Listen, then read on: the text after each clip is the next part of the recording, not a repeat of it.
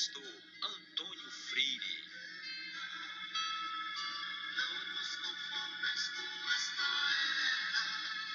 Aleluia.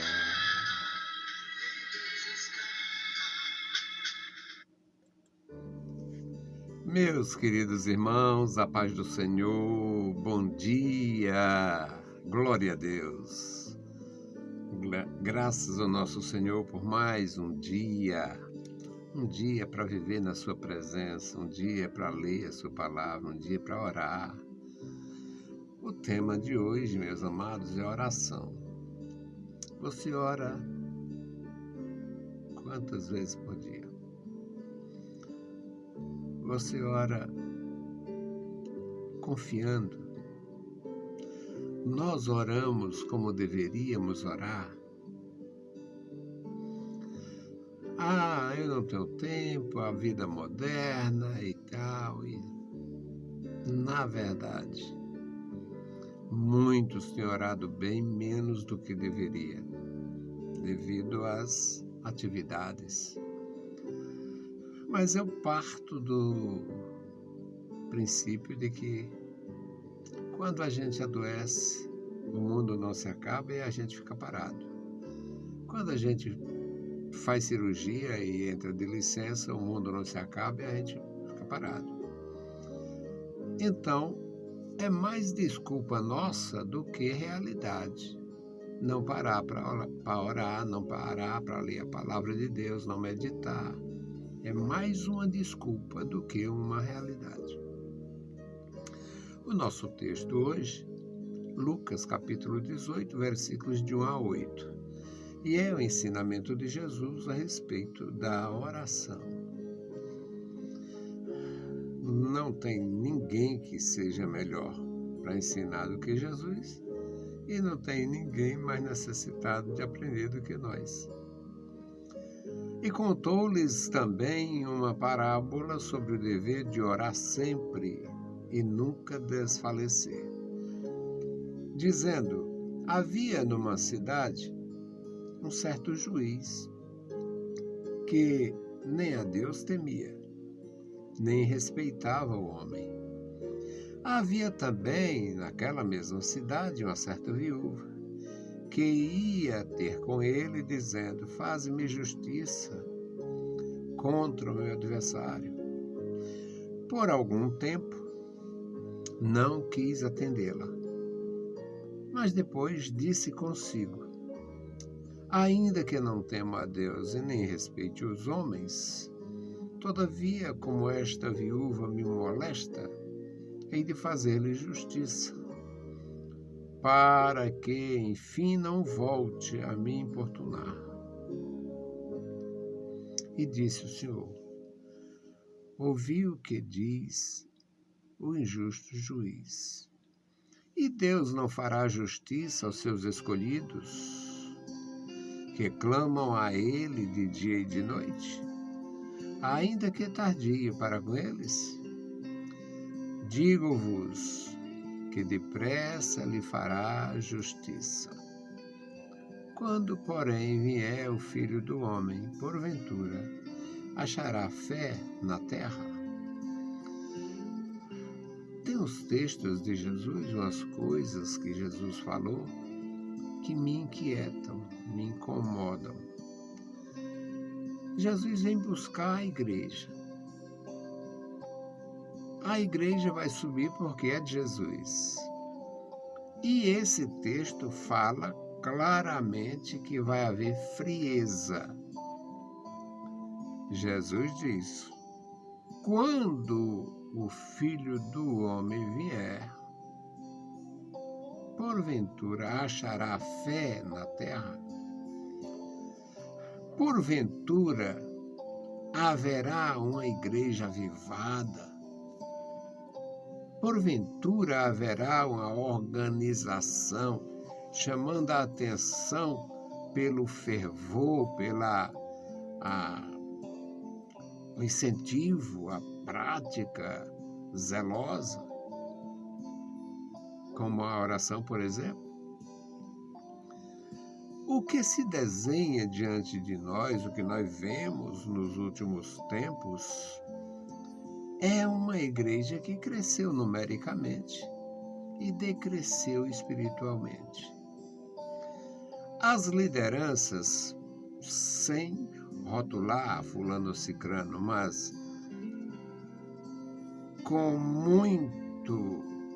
muita visibilidade, muita possibilidade de alguém identificar e conferir. Rapaz, isso não está errado, não. As lideranças, exatamente devido à vida moderna, devido a esse nosso comportamento de dizer que não tem tempo, até o horário do culto é reduzido. Horário reduzido. E parece que esses indivíduos que foram, quem sabe um dia serão ministros de Deus, quer que Deus se controle, Deus se molde.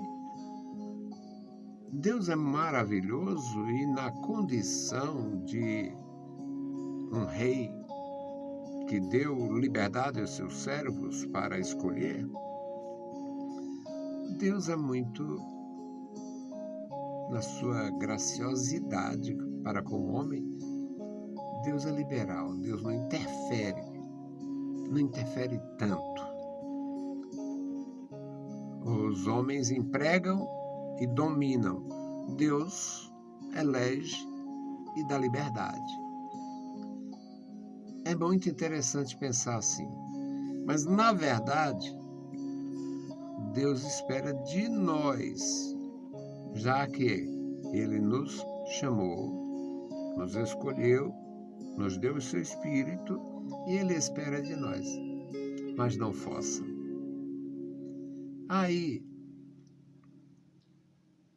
se aproximando o tempo do fim, porventura, o Filho do Homem, quando vier, achará fé na terra? Porventura haverá entre essas lideranças quem incentive a igreja a orar, a buscar, a se afinar na comunhão com Deus, está buscando, identificado com Deus. Quando a liderança diminui a atenção com o ensino e o aprendizado, quando a liderança diminui a atenção com o congregar, a congregação em si, quando temos um sistema que pastor não pastoreia, administra, e o pior, ainda está piorando. Hoje tem leigos, ou seja, que não são ministros de Deus, no aspecto ministerial legítimo da palavra, são nomeados para cuidar de jovens, tem uma equipe nomeada para cuidar de crianças, tem uma equipe nomeada para cuidar de fragilizados, quando existe organização. Tem uma equipe organizada para cuidar de família, dos acasalados, porque também caiu a doutrina da família santificada, do casamento como uma escolha do homem e da mulher submetida à vontade divina. Agora, se não dá certo, separa. É desgraça grande que está acontecendo, porque quebra nos filhos, quebra em todos os aspectos, é prejudicial. Mas a falta do ensino, a falta da atenção, a terceirização da atividade com a família e tudo mais, levou a isto. E ainda se diminui o tempo de culto. Não é só na minha igreja, na nossa igreja. Aí tem os paliativos. Os paliativos nem mata de uma vez e nem cura. É igual paciente com doença crônica. Deixa alguém ali para ir cuidando até ver em que vai dar. Então, é um negócio muito sério. Mas o Senhor Jesus falou sobre um juiz. O juiz não tinha temor de Deus. Não era atencioso, não era competente, é claro. Não era atencioso, não era competente e não era justo. Era um juiz, quem sabe parecido com os milhões que nós temos por aqui. Ou os milhares. Resultado.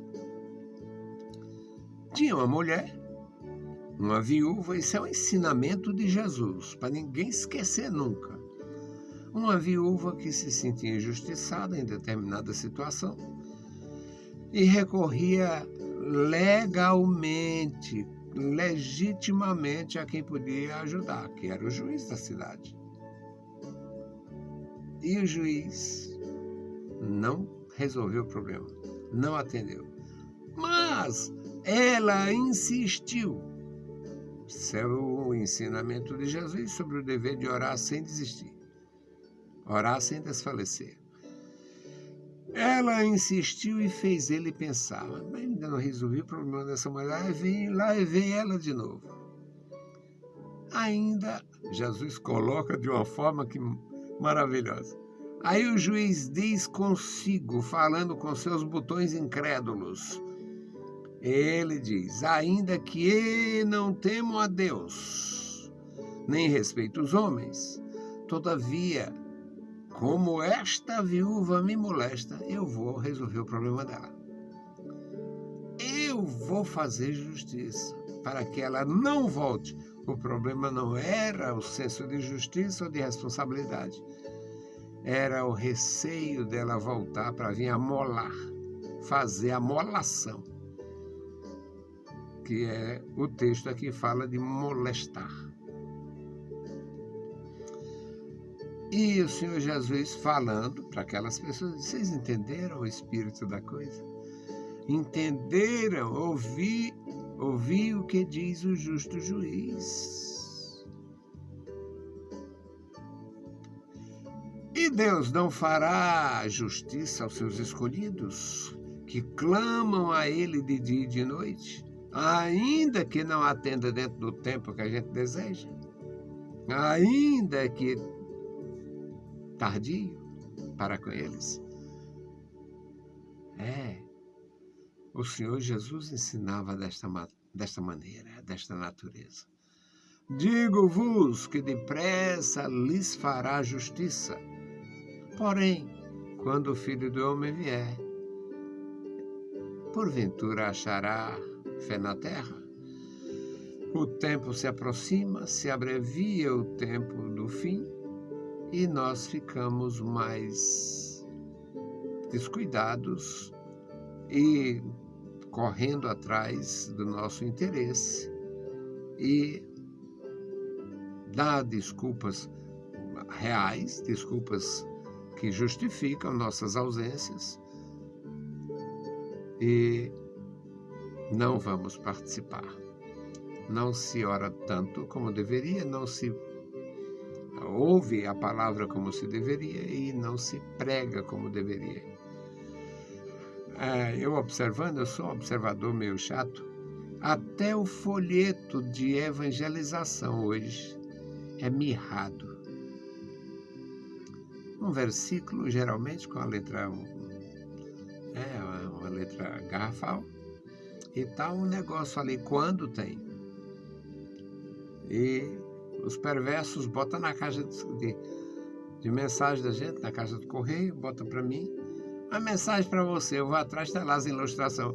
Eu nem preciso ler uma expressão, uma frase.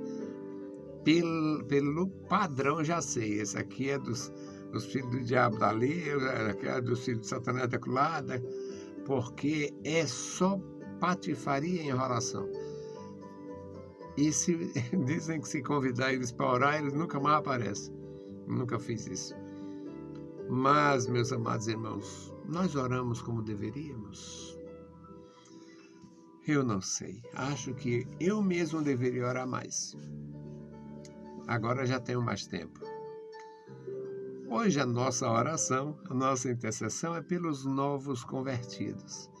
Apesar de todo o desastre, nosso Deus, o Senhor Jesus, continua salvando.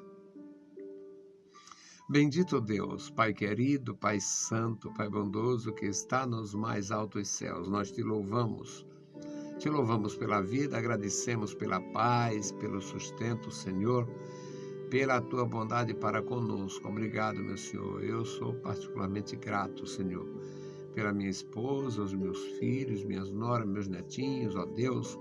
Abençoa a nossa família, abençoa cada família na tua igreja, os nossos queridos irmãos e ajudadores. Agora, Pai, suplicamos a ti especialmente, Pai, pelos novos convertidos. Abençoa, meu Senhor, que possam ser bem assistidos, bem ajudados, um discipulado verdadeiro, ó Deus, que eles possam se conscientizar da tua presença, da tua palavra, Senhor, e possam crescer na graça. Amado Senhor, abençoa os meus irmãos que fazem o trabalho de evangelização, que fazem, Senhor, o trabalho de discipulado, que cada um possam receber de tuas santas mãos o prêmio da bem-aventurança. Amado Senhor, Deus Todo-Poderoso, ouve a nossa petição. Em nome de Jesus Cristo, nós te pedimos. Amém. Meus queridos irmãos, a paz do Senhor e bom dia!